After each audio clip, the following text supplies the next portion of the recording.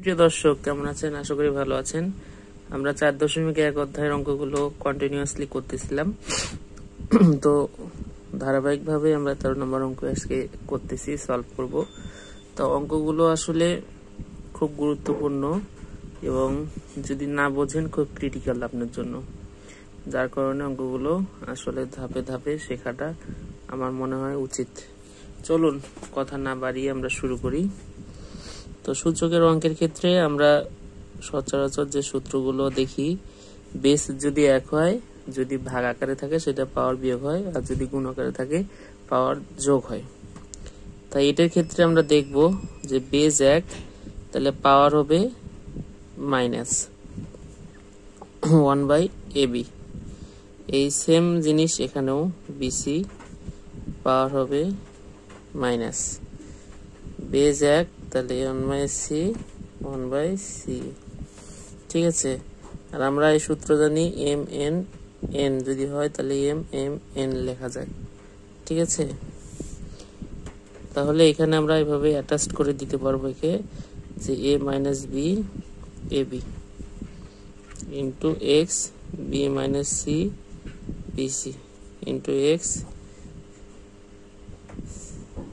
C minus A C a. তারপর আমরা কি করব দেখুন, এটা যদি আমরা হচ্ছে কি হয়, এটা যদি বেস 1 হয় গুণের আকারে কি থাকে, গুণের সময় কি হয়, পাওয়ার যোগ হয়। তাহলে a minus B A B যোগ বি মাইনাস সি বিসি যোগ C minus A C A.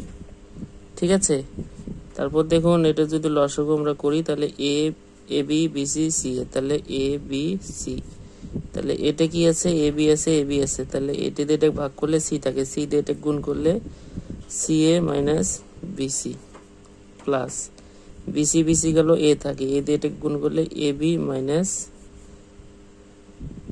C a plus এটা সি এ গেলে বি থাকে, তাহলে বিসি মাইনাস এ বি। তারপর দেখুন কি থাকে উপরে, সি এ কাটা, বিসি বিসি কাটা, এ বি কাটা, কারণ প্লাস মাইনাসে এগুলো কাটা হয়। ঠিক আছে, তাহলে থাকে উপরে 0 এ বি সি। কোনো কিছুকে যদি 0 দিয়ে ভাগ করেন তাহলে কি হয়, সেটা 0 হয়। আর যদি কোনো কিছুর উপর 0 থাকে সূচকের ক্ষেত্রে, এরকম যদি থাকে তাহলে সেটার মান হচ্ছে 1। ঠিক আছে, তাহলে আমরা এটা মান লিখতে পারি 1। এটা হচ্ছে এখানকার অ্যান্সার। এই ছিল, আমরা 11 নম্বর অঙ্কটা করব। 11 নম্বর অঙ্ক কি, এ এল বাই হচ্ছে এ এম, এটা হচ্ছে এল, আর এটার উপর হচ্ছে পাওয়ার এন, তারপর হচ্ছে এ এম, তারপর এ পাওয়ার এন, তারপর হচ্ছে এল, তারপর হচ্ছে এ এন, তারপর হচ্ছে এ এল, তারপর হচ্ছে এম। এই যে আমার কাছে বই আছে, আমরা বই দেখে দেখে অঙ্কগুলো তুলে নিই।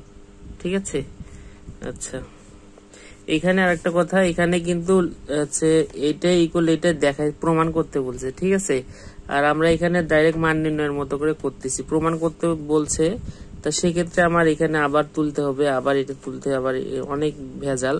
তা সেই জন্য আমরা ডাইরেক্ট মান নির্ণয় আকারে করতেছি, মানে এটার মান 1 বেরোবে, আমরা সেই আকারে অঙ্কগুলো করতেছি, আমরা প্রমাণের দিক না যাই। হ্যাঁ, যখন আপনাদের পরীক্ষায় প্রমাণ আসবে তখন এরকম ভাবে তুলে লেফট হ্যান্ড সাইড দিয়ে অঙ্কগুলো শুরু করবেন। আচ্ছা দেখি, এই আগের অঙ্কটার মতনই এই অঙ্ক, তাহলে এটাই বেস 1, তাহলে আমরা কি করতে পারি, এ এল মাইনাস এম, তাহলে পাওয়ার বিয়োগ হবে যদি ভাগ থাকে, তারপর এ এম মাইনাস এন, এটা হচ্ছে এল, তারপর কি এ এন মাইনাস এল, তারপর হচ্ছে এম।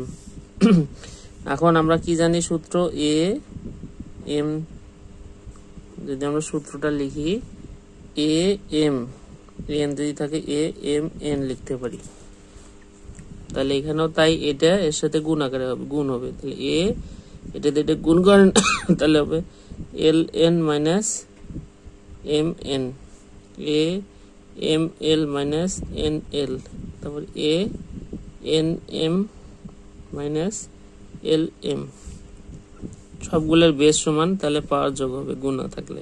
তাহলে a l n minus m n, তারপর হচ্ছে plus m l minus n l, তারপর হচ্ছে plus m n minus l M.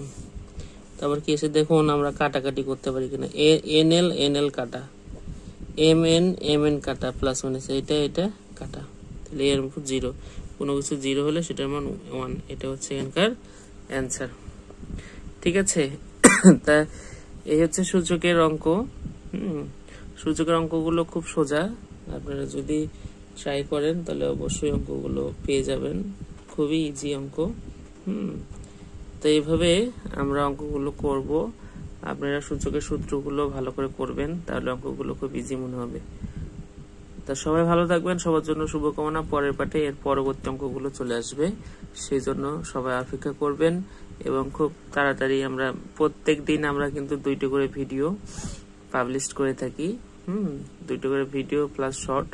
অবশ্যই যারা নতুন আছেন তারা অবশ্যই ভিডিওগুলো দেখবেন, লাইক কমেন্ট শেয়ার করবেন, সাবস্ক্রাইব করবেন। যারা পুরাতন অবশ্যই ভিডিও দেখবেন। যাই হোক, কথা না বাড়াই, ভালো থাকবেন সবাই, সবার জন্য শুভকামনা।